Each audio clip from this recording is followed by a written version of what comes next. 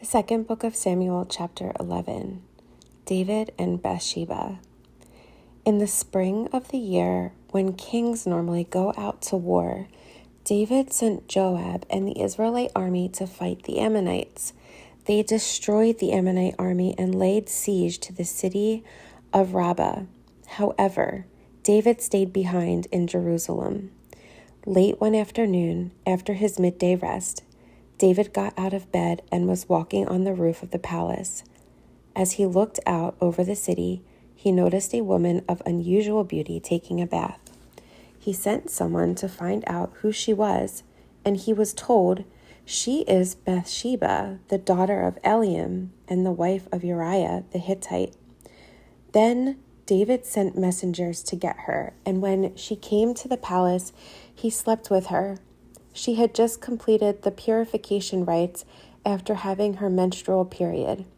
Then she returned home. Later, when Bathsheba discovered that she was pregnant, she sent David a message saying, "I'm pregnant." Then David sent word to Joab, "Send me Uriah the Hittite." So Joab sent him to David. When Uriah arrived, David asked him how Joab and the army were getting along and how the war was progressing. Then he told Uriah, "Go on home and relax." David even sent a gift to Uriah after he had left the palace. But Uriah didn't go home. He slept that night at the palace entrance with the king's palace guard. When David heard that Uriah had not gone home, he summoned him and asked, "What's the matter? Why didn't you go home last night after being away for so long?"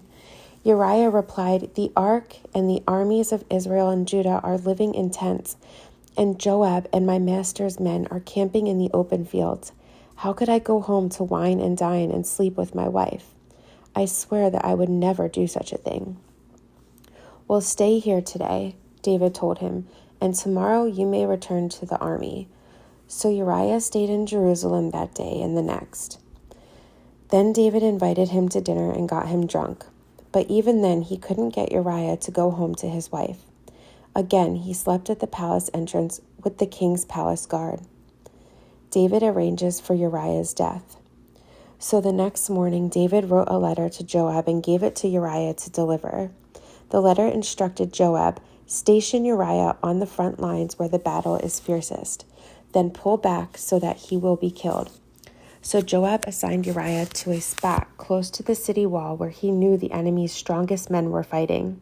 And when the enemy soldiers came out of the city to fight, Uriah the Hittite was killed along with several other Israelite soldiers. Then Joab sent a battle report to David. He told the messenger, "Report all the news of the battle to the king." But he might get angry and ask, "Why did the troops go so close to the city? Didn't they know there would be shooting from the walls? Wasn't Abimelech, son of Gideon, killed at Thebez by a woman who threw a millstone down on him from the wall? Why would you get so close to the wall?" Then tell him, "Uriah the Hittite was killed too." So the messenger went to Jerusalem and gave a complete report to David. "The enemy came out against us in the open fields," he said, and as we chased them back to the city gate, the archers on the wall shot arrows at us. Some of the king's men were killed, including Uriah the Hittite. "Well, tell Joab not to be discouraged," David said. "The sword devours this one today and that one tomorrow. Fight harder next time and conquer the city." When Uriah's wife heard that her husband was dead, she mourned for him. When the period of mourning was over, David sent for her and brought her to the palace, and she became one of his wives. Then she gave birth to a son, but the Lord was displeased with what David had done.